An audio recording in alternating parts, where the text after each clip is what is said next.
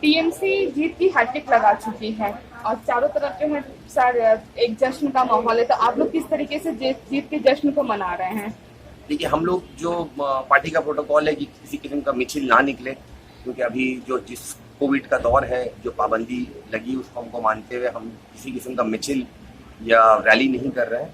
हम अपने ऑफिस में खुशी मना रहे हैं, मिठाई है, लोग यहाँ मिठाई खा रहे हैं और इस जश्न को मना रहे हैं।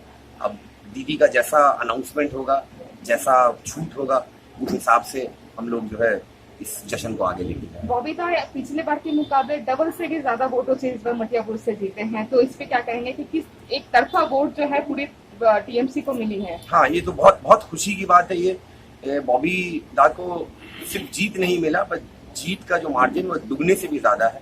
उसी तरह हम लोगों का जो वार्ड से हम लोगों ने लीड दिया है वो तकरीबन दुगना लीड दिया है। पिछले बार हम लोगों ने 9,200 का लीड दिया था, इस बार वो लीड करीब करीब 18,000 तक पहुंच गया है। तो इसकी हम लोगों को बहुत खुशी है और हम लोग बहुत कॉन्ग्रेचुलेट करना चाहते हैं यहाँ के वोटर्स को, क्योंकि वोटर्स ने जिस पैटर्न से और जिस समझदारी से वोट दिया है, जिस समझदारी का सबूत दिया है, उसके लिए उनको शत शत नमन। उन लोगों को झुककर सलाम, सिर्फ मेरे तरफ से नहीं, हम लोगों के पूरे टीम्स की तरफ से, मेरी अम्मी काउंसलर अख्तरी शहजादा की तरफ से, बॉबी शहजादा यूथ तृणमूल वार्ड प्रेसिडेंट, उनके तरफ से तमाम वोटरों को बहुत बहुत शुक्रिया और उनका बहुत बहुत हम आभारी। सुबह से ही नंदीग्राम सीट पे सबकी निगाहें बंधी हुई थी, शाम तक भी लग रहा था कि ममता बनर्जी उस सीट से जीत रही है, लेकिन लास्ट मोमेंट में एक चेंज हो गया। तो इस पे क्या कहेंगे कि ममता बनर्जी का हारना तृणमूल के लिए कितना एक नहीं, ममता बनर्जी हार वाली तो कोई बात नहीं। देखिए, जीत जो है वो जैसे कि बॉबी भाई ने कहा कि सोने पे सुहागा। पिछले साल से, पिछले बार से जब 2011 से ज्यादा सीट आया तो ये तो जीत तो दुगना हो गया। और दीदी जो है उन्होंने अपनी सियासी बाजीगरी को दिखाया नंदीग्राम एरिया में जाकर, अपना कॉन्टेस्ट करके वहाँ कैंडिडेट बनके, क्योंकि नंदीग्राम एरिया जो था और उसके आसपास के जो अंचल थे वो बीजेपी के बहुत गिरफ्त में थे, बीजेपी के शिकंजे में थे। बीजेपी वहाँ पे एक संतराश माहौल, एक लड़ाई झगड़े का माहौल फैला, वैसे तो पूरे मुल्क में फैलाया हुआ, लेकिन वहां पे फैला के रखा था। दीदी ने जाके उस चेन को तोड़ा और आप देखिएगा कि आसपास की बहुत सारी सीटें तृणमूल कांग्रेस ने जीती है। और ये भी सीट तो शाम को हमें पता था कि दीदी 1201 वोट से जीत गई है। फिर अचानक से एक अनाउंसमेंट आता है कि भाई दीदी को इतने इतने वोट से जो है वो कहा गया कि शायद डिफीट हो गया। तो हम वो जीत या डिफीट के पीछे हम नहीं जा रहे हैं, वो जीत और डिफीट अपनी जगह पे है। हम लोगों का पश्चिम बंगाल में जो जीत है, उस जीत की जो सच्चाई है वो हम सब देख रहे हैं और उस जीत को हम सर आंखों पे लेते हैं, यहाँ के वोटरों को हम सर आंखों पे लेते हैं और इस जीत के बिना पे ही आगे बढ़ेगी मुल्क की सियासत, हिंदुस्तान की सियासत। ममता बनर्जी के लीडरशिप में बीजेपी को हर जगह हम टक्कर देंगे और बीजेपी की जो ना समझी पॉलिटिक्स साजिशें हैं उसका जवाब हर जगह तृणमूल कांग्रेस ममता बनर्जी। बीजेपी क्या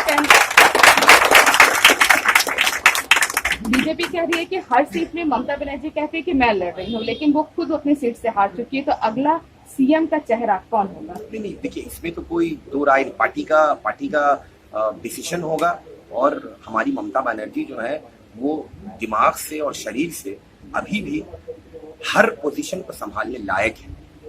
ठीक है, किसी दूसरे पार्टी, बीजेपी पार्टी के लीडरों की तरह नहीं कि दिमागी तवाज़ुन को खो बैठे। जिस तरह के डिसीजंस वो ले रहे हैं, उन्होंने तो अपना दिमागी तवाज़ुन खो दिया।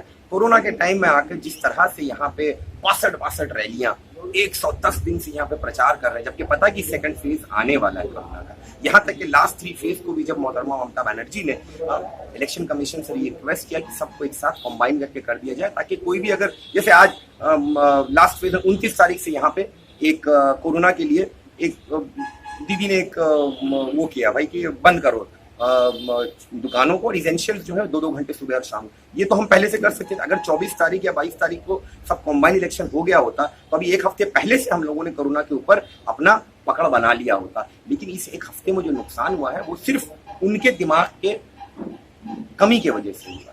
तो हाँ, ये मोदी जी है या अमित शाह है या उनका जो इलेक्शन कमीशन है उनके अंडर में जो चलता है उनके वजह से हुआ। दीदी के अंदर वो पूरा टैलेंट है कि दीदी ही सब कुछ संभालेंगी, चाहे वो सीएम का पोस्ट हो, चाहे पार्टी के हम लोगों का मेन लीडर का पोस्ट हो। और वो उसमें कोई दो राय नहीं है, उसमें कोई बात क्वेश्चन जैसे स्टार्टिंग हुआ था चुनाव से पहले कि खेला होबे, यानी कि टीएमसी ने या दीदी ने खेला होबे कर दिया। हाँ, खेला हो गया और खेला का हम लोग ने अच्छा वो भी दिया, रिजल्ट भी दिया।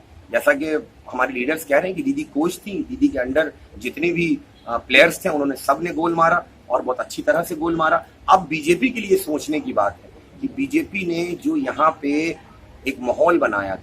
देखिए, क्वेश्चन ये नहीं है कि सवाल यही नहीं कि बस्ती किसने जलाई, सवाल ये है कि एक पागल के हाथ में माचिस किसने दी। आज मुल्क के आवाम ने, मतलब लोगों ने जिस शख्स को जो काम था सौंपा, उस शख्स ने वो काम की माचिस बना दी।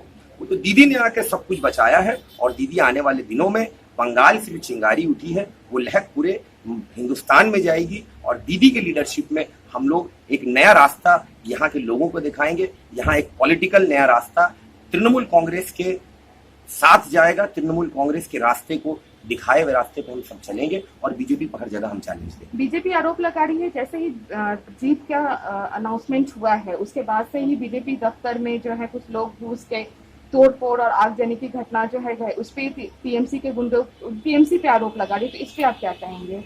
अरे बीजेपी तो जब से इलेक्शन कैंपेन स्टार्ट हुआ है, मैंने आपको कहा ना कि जिस तरह से माहौल बना के रखा, कहीं आग लगा दिया, कहीं कितने लोगों की जान गई बता आपको। बीजेपी ने किया क्या? यहाँ पे एक अच्छे खासे माहौल को खराब कर दिया, पूरे हिंदुस्तान के माहौल को खराब किया और उनकी नजर बंगाल पे थी, पश्चिम बंगाल पे, बांग्ला पे उनकी नजर थी। उन्होंने आके यहाँ का भी माहौल खराब कर दिया। लेकिन ये बात याद रखिए कि बांग्लार मानुष और बांग्लार भाषी, बांग्लार बासी, हम लोग प्रिपेयर्ड हैं, हम लोग बहुत सेक्युलर हैं और हम लोग हिंदू और मुस्लिम के डिफरेंस को नहीं मानते हुए वोट करते हैं और यहाँ पे जिंदगी बिताते हैं, एक दूसरे के त्यौहार को हम एंजॉय करते हैं। तो बीजेपी जब यहाँ पे फेल हुई है तो अभी बहुत सारे और इल्जाम लगाएंगे कि ऐसा हुआ वैसा हुआ, लेकिन उससे कुछ होने वाला नहीं है। ये बीजेपी को याद रखना चाहिए कि 2016 से ज्यादा सीट से हम लोग यहाँ पे जीते हैं। इनके आने के बाद तो लेफ्ट और कांग्रेस का तो पूरा सफाया हो चुका है, तो क्या लगता है कि बंगाल में अब मेन ऑपोजिशन पार्टी जो है वो बीजेपी ही खड़ी है ये इस बार? हाँ, ये मेन ऑपोजिशन पार्टी तो बीजेपी बन के आई है यहाँ पे, लेकिन ये चिंता का भी विषय है कि ऑपोजिशन अगर स्ट्रांग होता है तो जो रूलिंग होता है उसको काम करने में आप you have to be on your toes all the time. लेकिन बीजेपी एक अच्छी ऑपोजिशन कभी साबित हो नहीं सकती, क्योंकि जब अच्छी रूलिंग साबित नहीं हो रही तो अच्छी ऑपोजिशन कैसे साबित होगी। इसके लिए हम लोगों को तैयार रहना है। यहाँ के गवर्नमेंट और यहाँ के इंस्टीट्यूशंस, पुलिस डिपार्टमेंट हो या दूसरे डिपार्टमेंट, उससे ज्यादा यहाँ के आवाम को, यहाँ के लोगों को तैयार रहना है कि बीजेपी आने वाले दिनों में ऐसे हिंदू, मुस्लिम, दलित, ठाकुर, नीचे जाति, इस सब चीजों के जो डिफरेंसेस को ज्यादा पैदा करने की कुछ, ऐसे तो वो डिफरेंस है नहीं कुछ आज के जमाने में, इस मॉडर्न वर्ल्ड में हम लोग सब साथ हैं। यहाँ पे कौन किस धर्म, किस जाति का, उससे हमें कोई मतलब नहीं। हमारे यहाँ बहुत सारे हमारे हिंदू भाई हैं, हम मुसलमान भी मिल के रहते हैं, लेकिन लोगों को तैयार रहना है कि एक अच्छी ऑपोजिशन से अच्छा उम्मीद कर सकते हैं और एक बुरी पार्टी और बुरी ऑपोजिशन से हमेशा बुरा ही आप एक्सपेक्ट कर सकते हैं। इसके लिए हमें तैयार रहना है कि उन बुरे सवालों का जवाब हमको अपनी अच्छाई से देना है और हमें हर टाइम एकदम अलर्ट रहना है।